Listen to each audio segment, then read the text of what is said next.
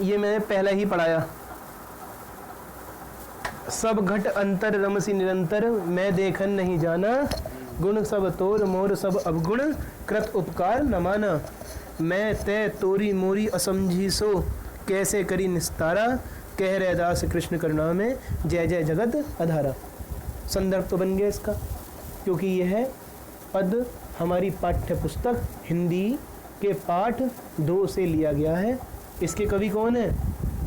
देखो कवि तो देखते ही समझ आ रहा है, कह रहे दास कृष्ण करुणा में।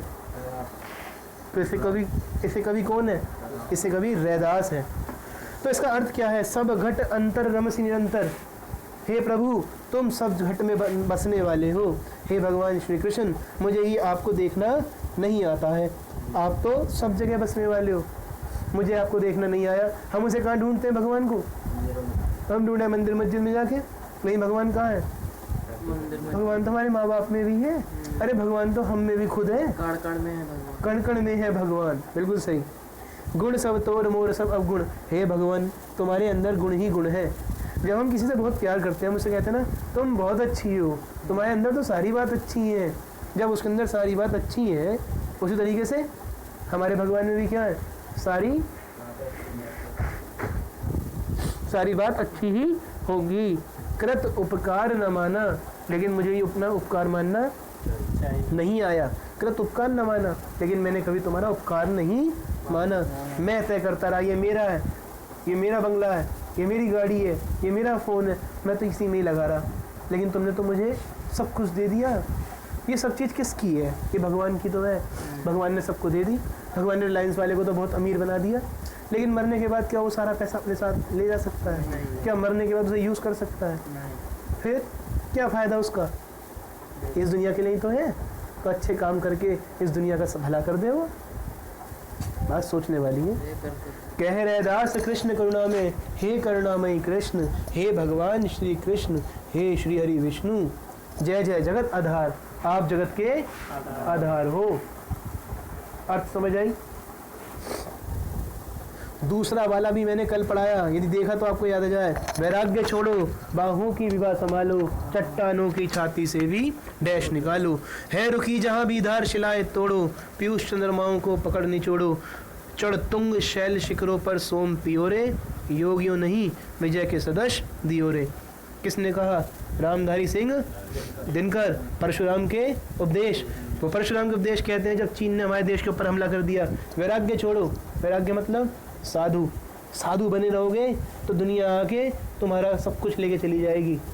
साधु मत बनो, ताकत निकालो, चट्टानों में भी मुक्का मारो, चट्टानों से भी मुक्का निकालो। और यहाँ दूध का मतलब है जो तुम्हारे लाभ का है, उसमें से वो सब चीज़ें तुम ले लो। ये चीनी हमारे ऊपर हमला करेंगे, हमारी मिट्टी को चीन और पाकिस्तान लेगा। हम इस देश में पैदा हुए हैं, इस मिट्टी के लिए हमें क्या करना है? कर चुकाना है। रुकी जहाँ भी धार शिलाएं तोड़ो, कोई हमारे देश को रोकने आए हम उसे ठीक कर देंगे। कोई हमें रोक नहीं सकता और हम किसी से रुकने वाले नहीं हैं। हमारे अंदर वेग है, हमारे अंदर वायु है, हम युवा हैं, क्या हमारी बात को कोई रोक सकता है? नहीं। ये इसके अंदर लिख के आना है। और क्या बोला? चढ़ तुंग शैल शिखरों पर, यानी जो हिमालय के ऊंचे पहाड़ हैं जो हमारे हैं, हिमालय के पहाड़ हमारे हैं। कश्मीर किसका है? हिंदुस्तान का है। उस कश्मीर को आतंकवादी, मुट्ठी भर आतंकवादी आके हमसे ले लेंगे तो बेकार है 125 करोड़ की जनता हिंदुस्तान की जो कश्मीर को ना बचा पाए। बेकार है 125 करोड़ जो अरुणाचल प्रदेश में चीनी हमारे देश में घुस के हमारे को आँख दिखा के जा रहे हैं। बजा देंगे, ठीक कर देंगे, टांगे तोड़ देंगे यदि हम अपनी पे आ जाए तो। ठीक है? योगी मत बनो, योगी बनने से फ़ायदा नहीं है। यहाँ पे हमारी योगी जी की बात नहीं चल रही है। योगी मतलब साधु मत बनो, साधु बनने का वक्त थोड़ी है। विजयी के सदस्य जियो रे, विजय करने वाले योद्धा बनो। कौन कह रहा है? किसने कह रहा है? परशुराम के उपदेश। उसके बाद इसका काव्य सौंदर्य आया, बहुत आसान है, ये मैंने कल पढ़ाया। देखो, बिहारी का दोहा, बतरस लालच लाल की मुरली धुरी लुकाए, सोहो करे बोहन हंसे दैन कटे नहीं जाए। अर्थ क्या है? बतरस लालच लाल की, मुरली से तो समझ आ गया मुरली किसकी होती है? भगवान श्री कृष्ण की। भगवान श्री कृष्ण की मुरली की बात ही अलग है। और मुरली को गोपियाँ छुपा देती हैं, गोपियाँ छुपा देती हैं और कहती हैं कि और कान्हा कहते हैं गोपियों से मेरी मुरली दे दो, मुझे तो मुरली चाहिए भाई। ये मुरली किसकी है? ये कृष्ण की मुरली है। कृष्ण कहते हैं ये मेरी संगिनी है। संगिनी मतलब जो मेरे साथ रहती है, और इससे मुझे क्या लगता है, बहुत अच्छा लगता है। कान्हा मुरली बजाते थे, किसके लिए बजाते थे कान्हा मुरली? नहीं, कान्हा अपने लिए ना बजाए करे, कान्हा संसार के लिए बजाते थे। क्यों? यदि संसार को उन्होंने बात करनी बंद कर दी तो संसार चलना बंद कर देगा। बात समझ आई? तो मुरली से जब गायें हुई करी ना, गायें भी शुद्ध भूल जाती थी, सुनती रह करी भाई वाकई में कान्हा। तो वो जमाना भी हमारे देश के लोगों ने देखा है। हम तो ना सुन पाते, हम तो देखते कह भाई कान्हा बहुत बढ़िया है। लोग कह में हैं दुनिया भर के बातें ऊट पटांग लोगों को सिखाते हैं। एक मुसलमान लड़की मेरे को 2 चीज़ गिफ्ट करके गई, ऊपर रखे हनुमान जी, वो साइमा अलवी मुझे गिफ्ट करके, देखो नाम है फरीन अलवी, साइमा अलवी, दोनों बहनें हैं, दोनों मुस्लिम लड़कियां हैं। मेरे लिए हनुमान जी लेके आई, और मेरे लिए पता है क्या कह रही है कान्हा जी जो है ना हमें बहुत अच्छे लगते हैं भैया, हमने ना अपने पास रख रखा है। ऐसे मुसलमानों की कहानी क्यों नहीं बताई जाए? वह तो नलायकी करें भी हैं, खैर ऐसी बात नहीं है, लोग मुसलमान भी बहुत नलायकी करते हैं, लेकिन अच्छे लोग भी तो हैं, हर तरीके के लोग हैं नहीं है। हमें क्या होना चाहिए? हमें जाति का भेद नहीं रखना चाहिए, चाहे हिंदू मुसलमान सब दोस्त हैं यार, हमारे बिरादर हैं, भाई हैं हमारे। बिल्कुल सही बात, धर्म कोई बुरा नहीं है। सौ करे सौगंध कहते हैं मैं सौगंध खा कहता हूँ कल से मैं तुम सबके साथ भी खेले करूँगा, है ना, पर मेरी मुरली मुझे दे दो। सबके सब कह मैं, लेकिन बहुएं यहाँ से, लेकिन सारी की सारी बहुएं चढ़ा के कहती हैं हमारे पास ना मुरली, जिससे मिलती हो उससे ले लो, हो सके तो कर लो होड़। कौन कह रही है? गोपियाँ कह रही है। पेपर में मत लिख के ना, हो सके तो कर ले होड़। मास्टर ने क्या होगा नहीं भाई नंबर देवे तो कर ले होड़, तो मास्टर क्या कहेगा? आजा बेटा होड़ हो ही गई, तू पास हो के दिखाइयो, तेरा रोल नंबर भी नोट करे लूँ। अच्छा NIOS की कॉपियों में कभी लिख के मत आना कि मुझे परेशानी है, मेरी शादी तय है, मुझसे 1000 रुपये ले लो, मुझे पास करा दो। वो बड़े नालायक हूँ मैं, एक बार उन्हें मिल जाए कोई ऐसा बकरा, फिर तो उसे एंड तक वो पास ही ना करती। अच्छा ये भी बताया, आज ही बताया, कठपुतली बनकर जीने वाले व्यक्तियों की क्या 2 विशेषता है? वो खुद अपना काम फिर कुछ नहीं करते। भाई यही लिखना है कि वो खुद अपना काम कुछ नहीं करते, वो तो टिक गए दूसरों के ऊपर। अबे जो वो कह देगा बढ़िया कह देगा भाई। फोन मिला गुलशन को, भाई गुलशन आज धरने पे जाना है, जैसी समझो भैया कहाँ पहुँचना है नू बताओ। नहीं गुलशन 10-12 ओके लिए हो भैया, 20 आएंगी चिंता मत करो, किसे तोड़ना कहाँ तोड़ना है नू बताओ। इसे बोलते हैं कठपुतली। इनने ये नहीं पूछा किसे क्यों तोड़ना है। मूवी देखी भाई की मूवी वांटेड, जब भी देखोगे जी खुश हो जाएगा। वांटेड की मूवी में क्या देखने को मिला, क्या सीखने को मिला? भाई अपनी मीटिंग कर रहा होता है, किसके साथ? गनी भाई के साथ होटल में।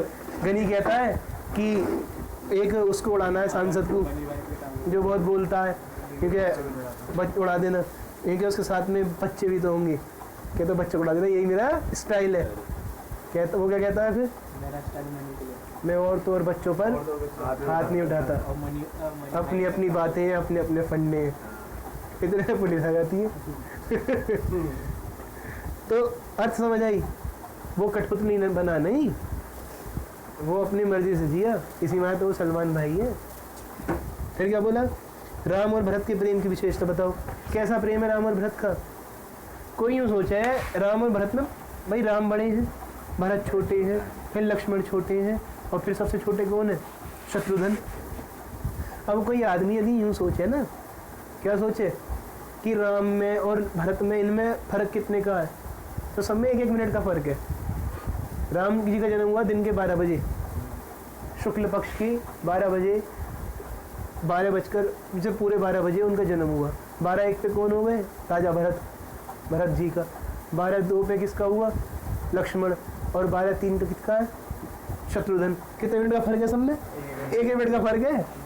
और उसके बाद भी इतना सम्मान, इतना आदर, ऐसा आदर देखने को नहीं मिलता पूरी हिस्ट्री में। कहीं भी उठा लेना, पूरी किसी भी मज़हब की कोई सी किताब उठा लेना, जो भाइयों का प्यार दिखाया किसके बीच में?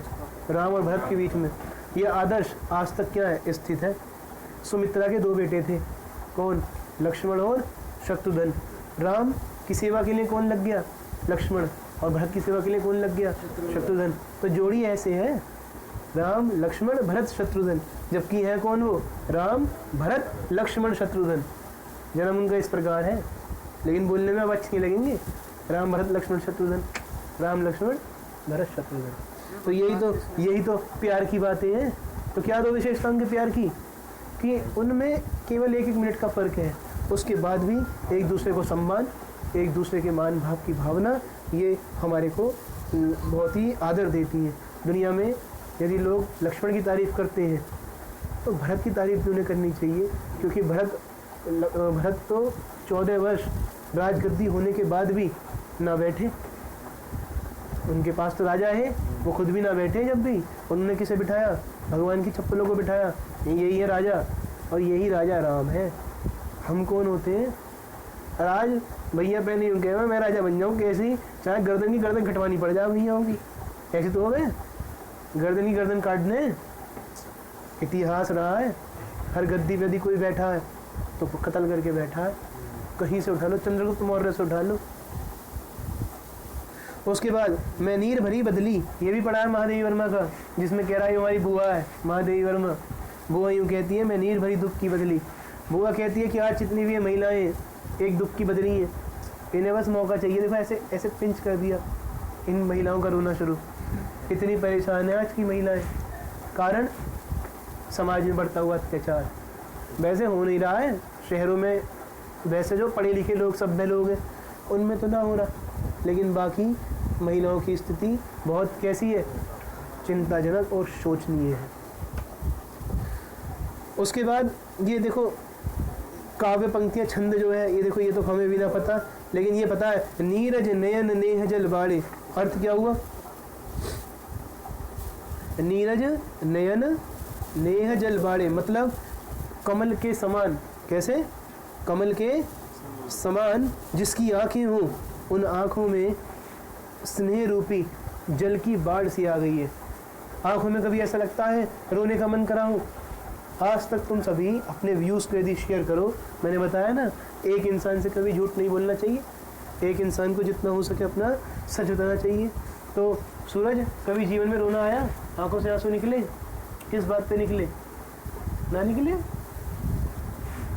ये वही बात लगेंगे जो घर जाके बहुत लोगों में फ़ोन पे बात ना होती है तो बच्ची है। हाँ भाई, तो किस लिए रोया?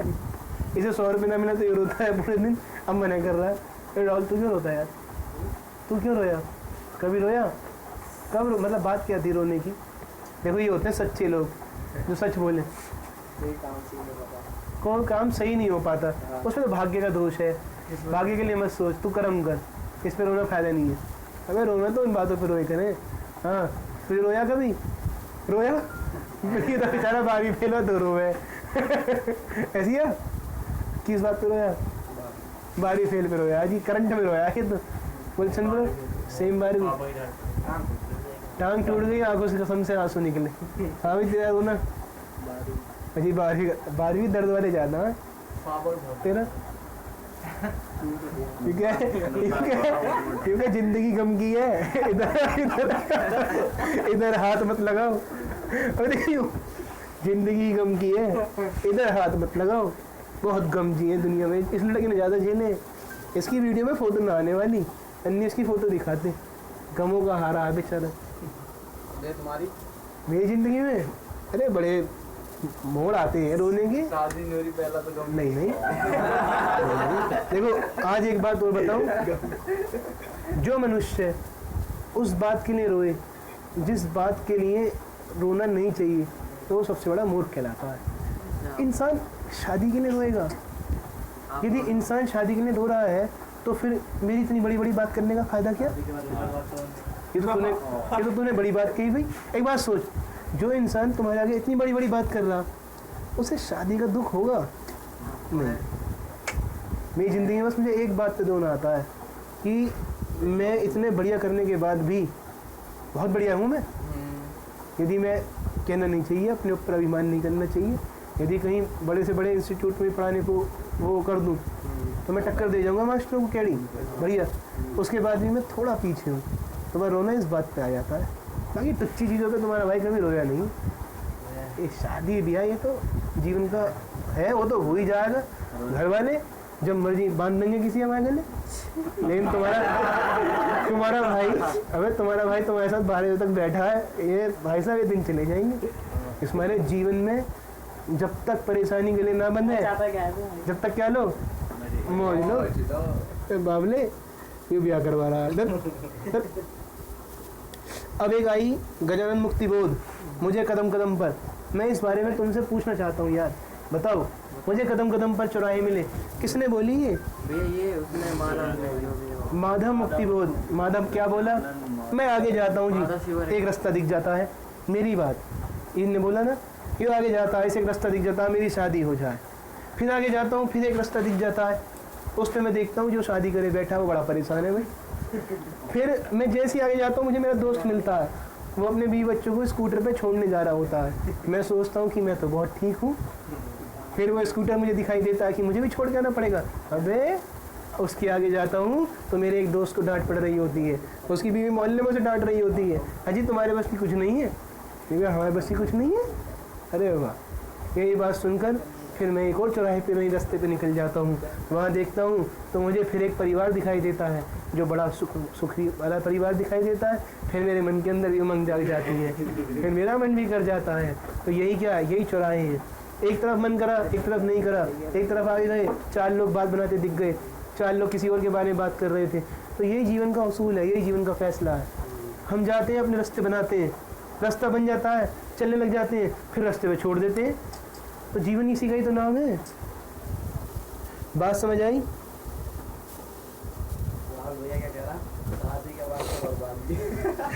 रोज बोलता है यार, शादी की बात तो बर्बादी है यार। सही है यार, ये मैं बोला शादी और बर्बादी है यार। देखो पढ़ाया नहीं पढ़ाया वाला, दंड कोप का ही विधान है।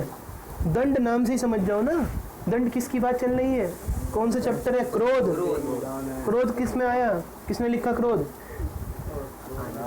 रामचंद्र शुक्ल। रामचंद्र शुक्ल ने कहा कि क्रोध वो हो, क्रोध वो हो जो दूसरों के भले के लिए किया जाए। भाई यही लाइन इसमें पेल के आनी है।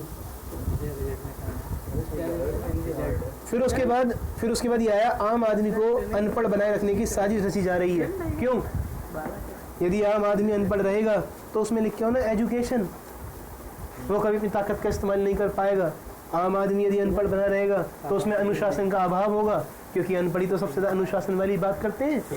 पढ़े लिखे लोग, गुस्सा तो आएगा, मन में गालियाँ भी बकरा होएगा, लेकिन वो मन की गाली मुंह के रास्ते बाहर नहीं निकालेगा, और यदि निकालेगा भी तो इतनी ना निकालेगा, थोड़ी देर बाद उसे उस बात का पश्चाताप हो जाएगा।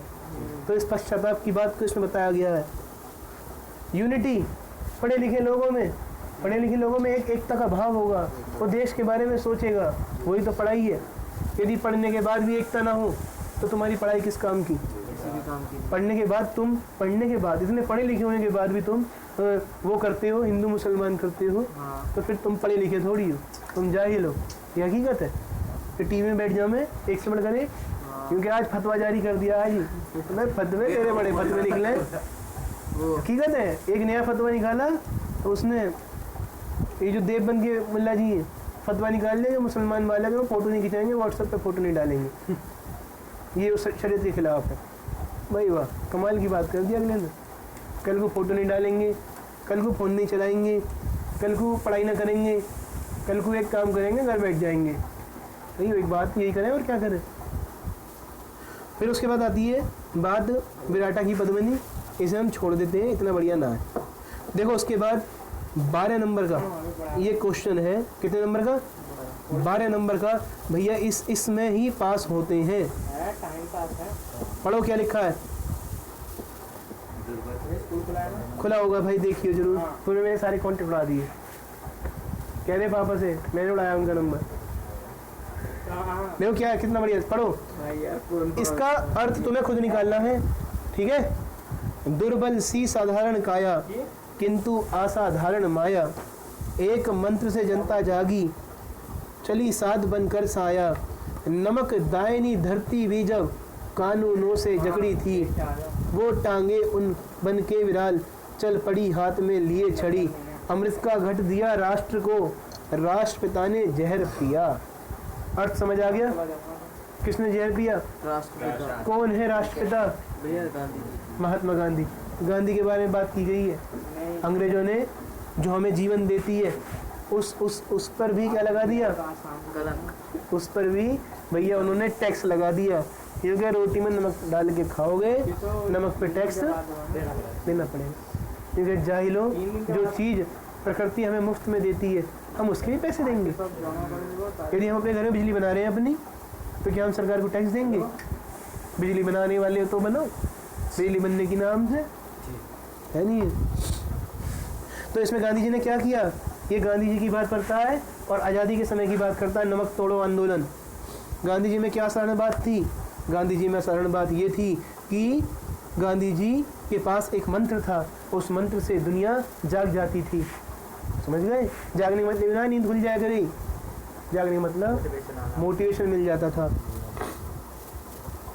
हृदय रक्त से स्वतंत्रता का सबसे पहले तिलक किसने किया? हृदय रक्त से स्वतंत्रता का सबसे पहले तिलक महात्मा गांधी ने किया। और महात्मा गांधी पर भी प्रहार किया और उस प्रहार को भी उन्होंने अपनी छाती पर झेल लिया। और मरते समय उनके मुंह से एक शब्द निकला, क्या निकला? हे राम, हे राम। किसका? उस साधारण व्यक्ति में क्या क्या साधारण था? वो धोती में पहन के चलता था, उसके पास मंत्र की शक्ति थी। मंत्र मतलब अहिंसा की शक्ति थी। सबको वो जगह देते थे, सबके अंदर वो मोटिवेशन का एक प्रसार कर देते थे। बेटा 12 नंबर इनमें टॉप के ना मिलेंगे। एक ये बाबूजी वाला गद्यांश इसे पढ़ो और इसके आंसर नीचे लिख दो, 10-12 नंबर मिल जाए। क्योंकि जो पाठ पढ़ाए थे ना वो पाठ यही है, काम हो गया उससे। फिर तो नीचे में पेलना है। ये पाठ में तुझे बेटा एक बुक दिलाऊंगा, उसमें लिख दूंगा। देखो कितने सारे बापूजी किस क्षेत्र में दिग्गज थे, सारे के सारे आ गए। ठीक है। उसके बाद नीचे ये आती है संधि बंदी, कर पाओ कर दो, ना कर पाओ छोड़ दो। मैं दिमाग नहीं लगवाऊंगा इसमें। चैप्टर पढ़ा दिए, 6 नंबर का वो करवा दिया। एक निबंध लिखना सीखो, एक पत्र लिखना सीखो। 75 नंबर जरूर आएंगे गारंटी के साथ। देखो क्या इसमें भाव पल्लन करना है। भाव पल्लन मतलब होता है छोटी सी तो ये लाइन दे रखी है, इसके ऊपर आगे लिखना है। कच्चे धागे का पक्का बंधन, हर कोई लिख सकता है। राखी का वो धागा कच्चा धागा तो है लेकिन पक्का बंधन है। गले में बांधा हुआ वो मंगलसूत्र कच्चा तो है, पक्का बंधन है। एक बार बंध गई ना तो बेटे हिंदुओं में 7 जन्म तक बंधी गई है। तो सुनो, इस मारे ब्याह करने से पहले सोच लो, मौज पूरी ले लो। हाँ सही बता रहा हूँ बेटे, खुशी तो बड़ी लगे, शादी है भाई हमारी। क्यों ना पता बेटा बनने वाला। अनजाना मार्ग और मैं अकेला। नहीं। अरे ये तो नलायक हो, ये तो वो पूछ रहा है। ये ना मार्ग कैसा है? बड़ा अनजाना मार्ग है और मैं उस पर अकेला हूँ। वो उसमें था मुक्ति का मार्ग, अनजाना होगा और उस पर तुम्हें अकेले ही चलना पड़ेगा। वाल्मीकि का नाम सुना है? ऋषि वाल्मीकि ने रामचरितमानस लिखी। डाकू थे, सुबह जाए करे अपना 4-5 गिरा दे करे, लूट पाट के जो मिला गल लिया करे, अपने बच्चों खिला दे करे। ना मिला खाना, इसी मायने जो ऐसी लोग होते हैं ना, वाल्मीकि ऋषि वाल्मीकि को मानते हैं, वो कोई बुरा नहीं है वाल्मीकि महाराज। बस वो क्या है, वो मांस खाते थे शुरू में, तो वाल्मीकि ने भी दुनिया भर की भैंस गिरा दी, भैंस भी पेल गए, सब खा जाते थे। कैसे थे? 1 नंबर के दानव स्वभाव के। ये देखो दानव ही तो है, बड़ों पे हाथ उठा देता है, दानव थे। लेकिन एक दिन क्या हुआ, घर गए और एक आदमी घर जा रहे, भैंस लेके जा रहे मार के पूरी की पूरी। एक आदमी आया पीछे से, कहता है तू किसके लिए करता है ये रोज गंद का काम? क्या है? तो मेरे को बोला। कौन बोला? राहुल है ना, राहुल। ए तू बोला? मेरे को बोला तू? वाल्मीकि राहुल है वाल्मीकि। कहता है तो मेरे को बोला, मैं तेरे को भी मार देगा, मैं रोज मारता है। तो अश्मित क्या बोलता है, तू मुझे मार सकता है पर तुझे एक बात नहीं पता। एक क्या, तू जब घर जाएगा ना अपनी पत्नी से पूछेगा, अपने बच्चों से पूछेगा, तो तुझे पता चल जाएगी तुझे मारता है ना लोगों पे गलत करता है। तो क्या बोला, मैं घर जाके पूछेगा, मैं तुझे कल फिर मारेगा। आज में तुझे छोड़ता है। ये अपने घर पहुंचता है, अपने घर पे जाता है, अपनी वाइफ से बात करता है, कहाँ है ये? मुझे एक बात बता भाई, मैं मेरे लिए मार के लाता है, भैंस खाता है, हम सब मिलकर खाता है, मज़े करता है, तो जो मैं मार के लाता है क्या तू इसमें खुश है? क्या तू इसमें जो पाप मिलता है क्या उस पाप को तुम सब मेरे साथ भुगतोगे? पत्नी क्या जवाब देती है, अजी अपना काम करो, तुम मार के लाओ, तुम्हारा फर्ज है हमें खिलाना, हमारा तो खाना है, हम थोड़ी मार के लाए या भैंस? तुम लाओ, तुम हमें फल फ्रूट ला के दोगे हम वो खाएंगे, तुम हमें रोटी ला के दोगे हम वो खाएंगे, हमें तुमसे यूँ कही हमें भैंस खानी है, ये तुम लेके आओ अपने पास से। अर्थ हमारे किए हुए पाप का भागीदार हमें खुद करना है। अनजाना मार्ग होगा और उस मार्ग पे उसे ही चलना पड़ेगा, तब कोई सामना आने का। इस मारे अमजद तूने जो अपने भाई के साथ बुराई वो करी थी ना, बेईमानी युधिष्ठिर के साथ गलत करी थी, क्यों ये भी बहकावे ना आ गया अपनी वाइफ पे? अरे जब हम चैप्टर पढ़ रहे थे वो वाला पार्टनरशिप का, अपनी वाइफ के बहकावे में आ गया और इन्होंने कितने पैसे मारे युधिष्ठिर के। अबे भैया ने पढ़ाया नहीं था, चैप्टर ने पढ़ाया तुझे? पढ़ाया 3 लोग है, तेरा और युधिष्ठिर का, तुम भाई भाई हो। अच्छा इस मारे अजी सुनते हो, उसकी हम बिल्कुल नहीं सुनते हैं। घर बैठो तुम्हारे तो हम बिल्कुल नहीं सुनते हैं, समझ गए? उन्हें बहुत सुनाती है फिर वो, ये तो सुन सुन के ऐसा हो रहा है इन्होंने। अच्छा ये देखो ऊपर, ये बहुत बढ़िया चीज़ है, ये होगा प्री का नंबर, ये ऊपर दिया हुआ मीडिया को लोकतंत्र का चौथा पाया भी कहा जाता है। भी आता है। कितना बड़ा है ना ये पैसेज, बताओ ना। हाँ। इस पैसेज को 1/3 शब्दों में लिखना है। 1/3 मतलब छोटा करना है, छोटा करना है। व्याख्या मतलब बड़ा। कितनी लाइन है ये? 1 2 3 4 5 6, तुम इसकी 1/3 कर दो, 2 लाइन में से लिखो। हाँ बीच जो लाइन क्या वो निकालो। हाँ मेन पॉइंट देख रहे हो, ट्यूशन में मास्टर का तो फोन बजता नहीं, बालू का फोन देखो। हाँ हाँ बिजी आ रहा है, एहसान है बैठा है वो। क्या हुआ यार? पीडीएफ क्या होता है वीडियो यार? मैं देगा शाम को तो इसका फॉर्मेट दे दूंगा मैं, शाम को देगा। हाँ नहीं फॉर्मेट में ठीक है। आपने किसी शहर में दंगे हुए देखा? इसके ऊपर एक संकलित रपट बनाइए। रपट मतलब एक रिपोर्ट बनाइए, तो ऐसे लिखिए, दंगों से जूझता गाजियाबाद। कभी हमारे गाजियाबाद में ऐसा मौका देखने को नहीं मिला कि हमारे यहाँ सांप्रदायिक एकता का भाव न रहा हो। हमारे यहाँ पर तो ट्यूशन में भी ये पढ़ाया जाता था, जननी जन्मभूमि इच्छा मातृभूमि तो सर्वदा।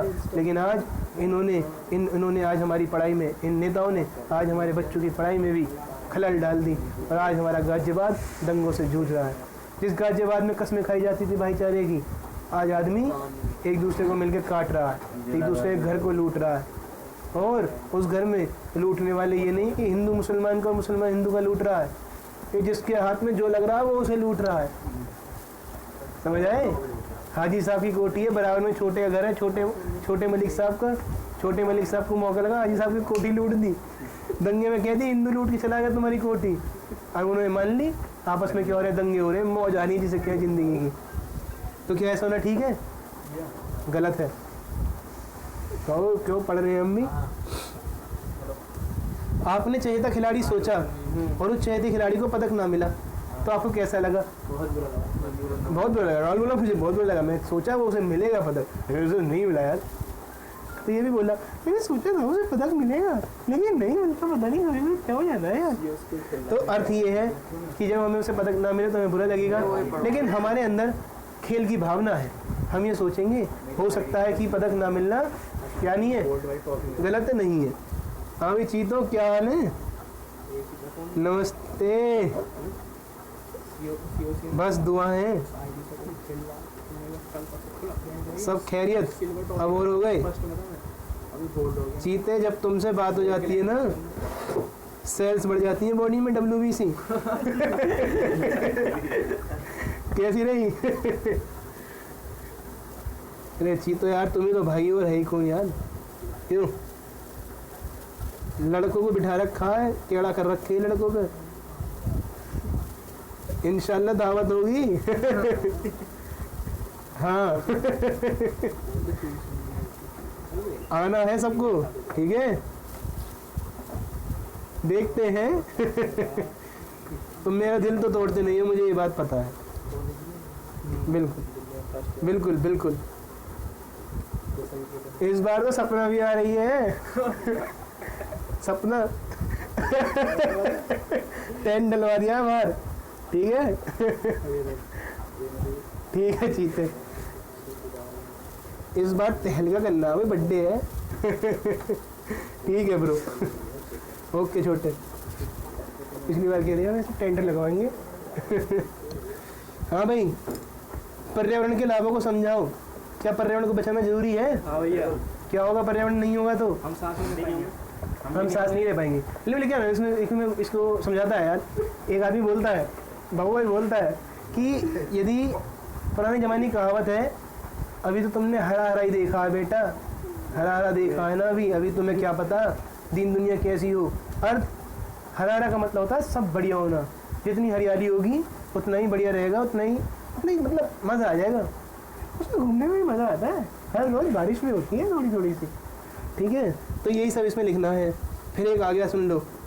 यदि मैं प्रधानमंत्री होता, तुम इसे फील कर सकते हो प्रधानमंत्री होने वाली बात? विदेश घूमता। शाबाश। सुनो, यदि ये प्रधानमंत्री होता तो राहुल कहता है मैं विदेश घूमता। ये गलत करता तुम क्या करता प्रधानमंत्री होता तो? सारा दुनिया में डेरा छुपाता। काला धन अपने घर में छुपाता। ये नालायकों को पढ़ा रहा हूँ मैं। तुम क्या करते प्रधानमंत्री होते? सब लुटा देते हैं। ये शर्माता, ये बहुत शर्मा रहा है। तुम सेवा करता तू। क्या करता? प्रधानमंत्री करवा। अच्छा, जो वो करा वही करेगा। मैं मोदी बनेगा, मैं बहुत गाली खाएगा फिर। मोदी जी को आजकल गाली मिलती है ना ज़्यादा, लेकिन है तो वो बढ़िया भाई, हकीकत है। तुम क्या करता छोटे? मैं बनता ही नहीं, मुझे बनना ही नहीं। टॉपिक चेंज चलो तो फिर। अंग्रेजी भी है जरूरी, या भ्रष्टाचार का समाधान। तो तुम सारी तरह नालायक हो। यदि मैं प्रधानमंत्री होता तो उसमें मैं तुम्हें एनर्जी एजुकेशन लिखवाया। तुम्हें इसमें एजुकेशन लिखना था यार। ई मतलब मैं अपनी ताकत का इस्तेमाल करता, और अपनी ताकत के इस्तेमाल के साथ साथ मैं और जो देश के लोग हैं उनकी ताकत को भी इस्तेमाल में लाता। सातों को साथ मारूंगा, एक साथ मारूंगा, वो वाली कहावत पर मैं विश्वास करता। यार मैं समझ गया यार, और की बात समझा मैं। डी मतलब अनुशासन, जो मैंने इससे पहले लाइन बोली सब लिख दो। अनुशासन का पाठ मैं इस समाज को पढ़ाऊंगा।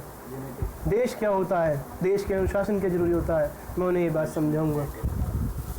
मैं देश में एकता लाऊंगा, मैं एक अच्छी कमांड करूंगा, मैं एक ऐसा सिस्टम रखूंगा जो लोग मेरी बात को सुनना पसंद करें। जब मुझे लगेगा मेरी बात समझ ही ना आ रही लोगों की, तो मैं अपनी बात को बंद कर दूंगा। एम, मेरा लक्ष्य एक है, हम सब एक हैं। Vote for India. Modi ji कहावत सुनी है? मोदी जी ने एक बहुत बहुत बहुत बढ़िया स्पीच दी थी जब वो वोट में आए थे। उन्होंने बहुत बोला, वैष्णव जन तो ते मेरे रहियो कि पीर पराई जाने रे। My idea for India is vote for India. एकम तत्व विप्राहा बहुधि वदंता सत्य। इसका अर्थ पता है? सत्य एक है, लेकिन उसे अलग अलग लोगों ने अलग अलग भाग में कहा है। अहिंसा परमो धर्म, न कामेन्द्र राज्यम न मोक्षे न पुनर्भवम। ना मुझे क्या चाहिए, ना मुझे पुनर्जन्म चाहिए, ना मुझे आस है किसी बड़ी पोजीशन की। किसकी? उनकी बात के माध्यम से मैं भी आ गया। आगे भी अब चलो तो रूबरू हो गए हैं जी। अब असली मोदी आ गया है, हम कुछ क्या कह सकते हैं। ठीक है भाई। अब जरा ये जो मैंने चैप्टर पढ़ाया है, देखो भाई मेरी तरफ से हिंदी जो है क्या हो गई है?